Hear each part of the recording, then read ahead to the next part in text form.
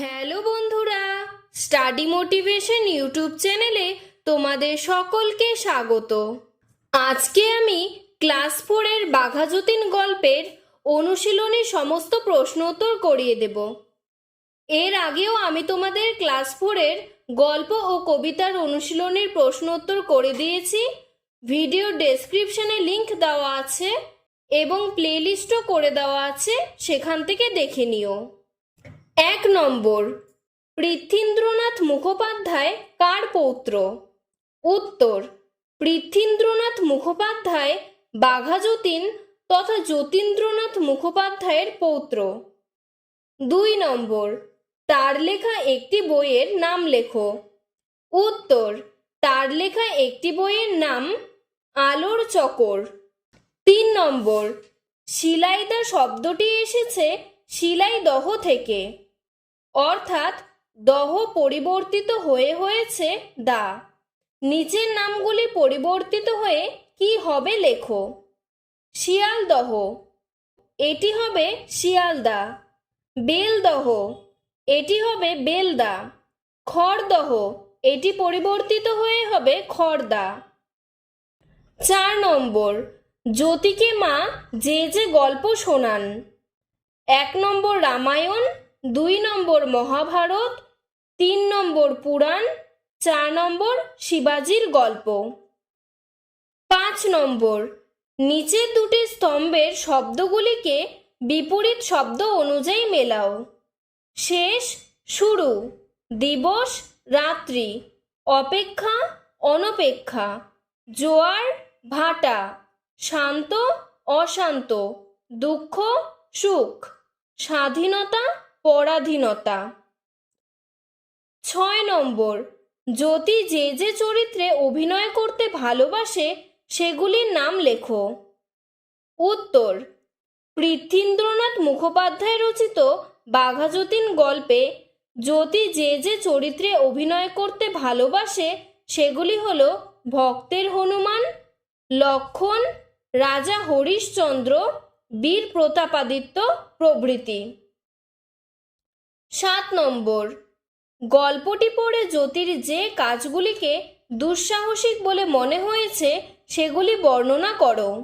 উত্তর, পৃথ্বীন্দ্রনাথ মুখোপাধ্যায় রচিত বাঘা যতীন গল্প পড়ে জ্যোতির যে কাজগুলিকে দুঃসাহসিক বলে মনে হয়েছে সেগুলি হল: ক নম্বর, স্কুলের বাগানের কাঁঠাল গাছ থেকে পাকা কাঁঠাল চুরি করা। খ নম্বর, রাজপথে ঘোড়ার সামনে থেকে শিশুকে রক্ষা করা। 8 নম্বর, স্কুলের বাগানে বড় কাঁঠাল পেকেছে। এখানে পাকা ক্রিয়াপদটি যে অর্থে ব্যবহৃত হয়েছে সেই অর্থ ছাড়া তোমরা আর কি কি অর্থে ব্যবহার করতে পারো লেখো। যেমন, গ্রামে অনেক পাকা বাড়ি আছে। এখানে আরও অনেকগুলো অর্থ হতে পারে। পাকা, পটু, অর্থাৎ ছেলেটি সাঁতারে ভীষণ পাকা। আরেকটি পাকা, বখাটে, মেয়েটি খুব পাকা পাকা কথা বলে। আরেকটি পাকা হবে নিশ্চিত, আজ আমার দিদির বিয়ের পাকা কথা হলো। আরেকটি পাকা হবে নিপুণ, লোকটি তার পাকা হাতে আমাদের কাজটি করে দিল। 9 নম্বর, কর্তা, কর্ম ও ক্রিয়াগুলিকে তাদের ঘরে বসাও। সবার আগে আমি তোমাদের বলে দিচ্ছি কোনটি কর্তা, কোনটি কর্ম এবং কোনটি ক্রিয়া হবে। বাক্যটিতে ক্রিয়াকে কে দিয়ে প্রশ্ন করলে যে উত্তর পাবো সেটি হবে কর্তা। কি দিয়ে প্রশ্ন করলে যে উত্তর পাবো সেটি হবে কর্ম, এবং যে কাজ করা বোঝায় সেটি হবে ক্রিয়া। 9-এর 1 দাগে বলেছে একটি টাট্টু ঘোড়া কিনে দিলেন মামা, তাহলে কিনে দিলেন এখানে ক্রিয়া। এবার কে কিনে দিলেন? মামা, তাহলে এখানে কর্তা হলো মামা। কি কিনে দিলেন? একটি টাট্টু ঘোড়া, তাহলে এখানে কর্ম হলো একটি টাট্টু ঘোড়া, আর কিনে দিলেন এটি হবে ক্রিয়া। 9-2 দাগ, জাদুমালা ওস্তাদ কুস্তি শেখায়। কে কুস্তি শেখায়? জাদুমালা ওস্তাদ, তাহলে কর্তা হবে জাদুমালা ওস্তাদ। জাদুমালা ওস্তাদ কি শেখায়? কুস্তি, তাহলে কর্ম হবে কুস্তি, আর শেখায় হয়ে যাবে ক্রিয়া। 9 3 দাগ, মা সাঁতার শেখাতেন, তাহলে মা হয়ে যাবে কর্তা। মা কি শেখাতেন? সাঁতার। সাঁতার হয়ে যাবে কর্ম, আর শেখাতেন হয়ে যাবে ক্রিয়া। 9 4 দাগ, জ্যোতি বাউল গান শোনে। কে বাউল গান শোনে? জ্যোতি, তাহলে জ্যোতি এখানে কর্তা। জ্যোতি কি শোনে? বাউল গান, তাহলে বাউল গান এখানে কর্ম, আর শোনে হবে ক্রিয়া। 10 নম্বর, নিচের প্রশ্নগুলির একটি বাক্যে উত্তর দাও। 10-এর 1 দাগ, জ্যোতির মায়ের নাম কি? উত্তর, জ্যোতির মায়ের নাম শরৎ শশী দেবী। 10-এর 2 দাগ, মা জ্যোতিকে কোন নদীতে স্নান করাতে নিয়ে যেতেন? উত্তর, মা জ্যোতিকে গড়ই নদীতে স্নান করাতে নিয়ে যেতেন। 10-এর 3 দাগ, রবি ঠাকুরের ভাইপো কে? উত্তর, রবি ঠাকুরের ভাইপো সুরেন ঠাকুর। 10-এর 4 দাগ, জ্যোতির 9 মামার নাম কি? উত্তর, জ্যোতির 9 মামার নাম অনাথ। 10-এর 5 দাগ, ফেরাজ খাঁ এর বাড়ি কোথায় ছিল? উত্তর, ফেরাজ খাঁ এর বাড়ি উত্তর পশ্চিম সীমান্ত প্রদেশে ছিল।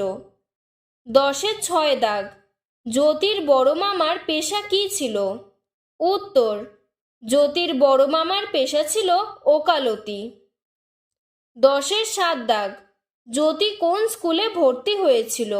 উত্তর, জ্যোতি কৃষ্ণনগরের অ্যাংলো ভার্নাকুলার হাই স্কুলে ভর্তি হয়েছিল।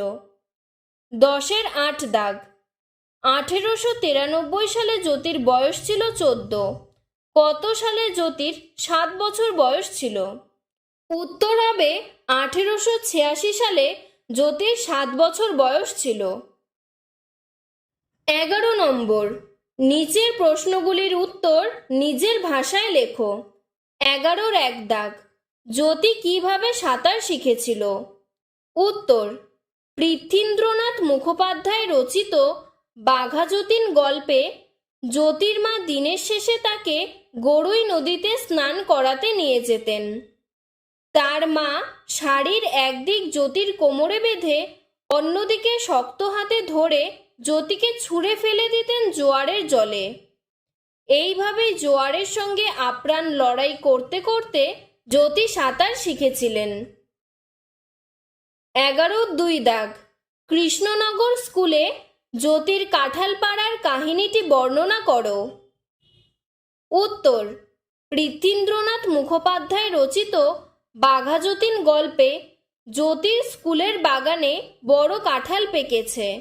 গন্ধে মেতে উঠেছে সবার মন। যথেষ্ট ইচ্ছে থাকা সত্ত্বেও সহপাঠীদের কারোর সাহস হচ্ছে না এক আধটা কাঁঠাল পেড়ে খাবার। তাই দেখে জ্যোতি স্কুল ছুটির পর বন্ধুদের 2-3 জনকে নিয়ে বেশ কয়েকটা পাকা পাকা কাঁঠাল পেড়ে মহা ফুর্তিতে ভোজ বসিয়ে দেয়। পরদিন হেডমাস্টারের কাছে নালিশ গেলে সকলে দোষ স্বীকার না করলেও জ্যোতি দোষ স্বীকার করে এবং বলে যেহেতু এগুলো তাদেরই স্কুলের গাছের ফল, সেজন্য ওগুলো পেরে খাওয়াকে চুরি বলে না। 11-এর 3 দাগ, কৃষ্ণনগরে জ্যোতি কিভাবে একটি শিশুকে বাঁচিয়েছিল সেই কাহিনীটি লেখো।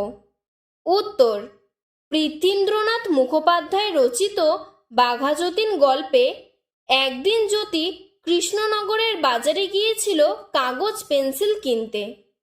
এমন সময় দোকান থেকে জ্যোতির চোখ পড়ল পথচারী সব ছুটে পালাচ্ছে। একটা পাগলা ঘোড়া বেরিয়েছে রাস্তায়। অদূরে ভ্যাবাচেকা খেয়ে মাঝপথে দাঁড়িয়ে কাঁদছে এক শিশু। তখন জ্যোতি তীর বেগে ঝাঁপিয়ে পড়ে চেপে ধরল ঘোড়ার কেশর। তখন ঘোড়ার পিঠে গলায় দাবনায় ছোট ছোট চাপ্পড় মেরে হাত বুলিয়ে দিতে ঘোড়া শান্ত হয়ে গেল। এইভাবে জ্যোতি কৃষ্ণনগরে একটি শিশুকে বাঁচিয়েছিল। 11-এর 4 দাগ, জ্যোতির জীবনে তার মা ও দিদির ভূমিকার কথা লেখো। উত্তর, পৃথ্বীন্দ্রনাথ মুখোপাধ্যায় রচিত বাঘা যতীন গল্পে জ্যোতির জীবনে তার মায়ের ভূমিকা ছিল গুরুত্বপূর্ণ। তার মা শরৎ শশী ছিলেন অনেক সাহসী। তিনি দিনের শেষে জ্যোতিকে গড়ই নদীতে স্নান করাতে নিয়ে যেতেন। তার মা শাড়ির একদিক জ্যোতির কোমরে বেঁধে অন্যদিকে শক্ত হাতে ধরে জ্যোতিকে ছুঁড়ে ফেলে দিতেন জোয়ারের জলে। এইভাবে জোয়ারের সঙ্গে আপ্রাণ লড়াই করতে করতে জ্যোতি সাঁতার শিখেছিলেন। এইভাবেই তার প্রচেষ্টায় জ্যোতি বিপদকে তুচ্ছ করতে শিখেছিলেন। জ্যোতির দিদি বিনোদবালা ছিল শান্ত, ধীর, স্থির।